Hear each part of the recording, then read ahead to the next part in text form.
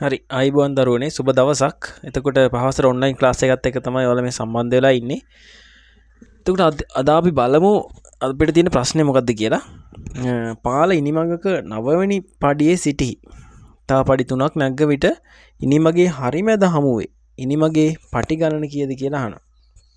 පාල ඉනිමගක 9 වෙනි පඩිය තමයි ඉන්නේ. දැන් ඉනිමග මේ විදිහට තියෙනවා. ඔහොම තියෙනකොට පාල ඉන්නේ කීයද? 9 වෙනි පඩියේ. ඔහොම 9 වෙනි පඩිය ඔහොම මම විදිහට ලියා ගන්නවා.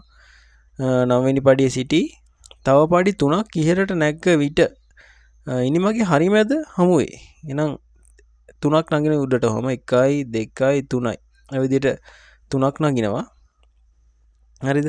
එතකොට බලන්න කීවෙනි පඩියද කියලා. 9 ඊළඟට මෙයා 10 වෙනි පඩිය. ඊට පස්සේ 11 වෙනි පඩිය මේක 12 වෙනි පඩිය. එතකොට තව පඩි 3ක් නැග්ග විට ඉනිමගේ හරිමැද හමුවේ. එතකොට බලන්න 9 ඉඳන් පඩි 3ක් උඩට නැග්ගාම අපිට හම්බෙන්නේ 12 වෙනි පඩියනේ.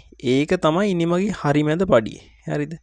එතකොට මෙන්න තියෙන ඉනිමග මෙන්න තියෙනවා 12 වෙනි පඩිය. මේක තමයි ඉනිමගේ හරිමැද පඩිය.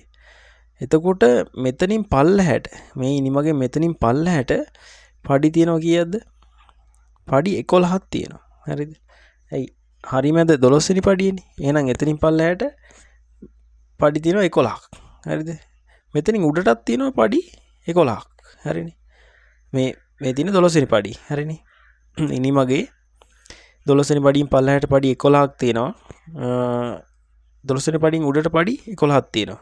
ඇයි ඒකට හේතුව තමයි 12 වෙනි පඩිය කියන්නේ ඉනිමගේ හරිමැද පඩිය.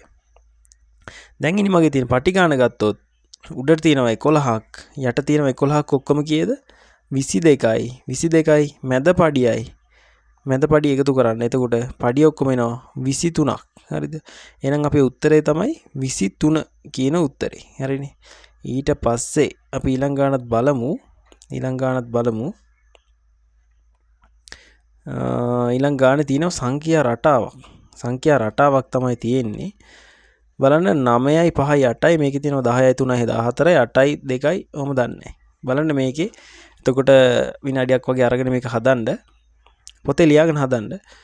බලන්න 9න් 5ක් අඩු කරාම 4යි.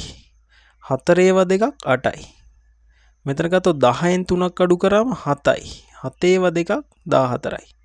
මෙතන 8න් දෙකක් 6යි. 6ඒව දෙකක් 12 තමයි උත්තරේ එන්න ඕනේ. ඔන්න රටාව හැදෙන හැටි. මේකත් සංඛ්‍යා රටාවක්. 40 වෙනි ගානත් බලමු. 40 වෙනි ගාන කියන්නේ 6යි 10යි 16යි 20යි ඔහොම තියෙන්නේ. බලන්න 6ට 4ක් එකතු වුණාම 10යි. 10ට 6ක් එකතු වුණාම 16යි. 16ට 4ක් එකතු වුණාම 20යි.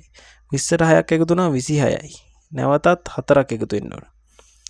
ඊට පස්සේ 6ක් එකතු වෙන්න ඕන. 36යි 36යි 36යි 36යි 4යි 40යි. එහෙනම් 36යි 40යි කියන උත්තර තමයි එන්න ඕනේ. එහෙනම් ඔයාලට පුළුවන් අපේ ඔන්ලයින් ක්ලාස් එකකට සම්බන්ධ වෙන්න හැමදාම මේ වගේ ගණිත ගැටලු බලන්න පුළුවන්. 0.71යි 521යි 0.519ට WhatsApp පණිවිඩයක් දෙන්න. මාසික ගත්තු රුපියල් 1500යි වෙන්නේ. එහෙනම් ඔයාලට සුබ දවසක්.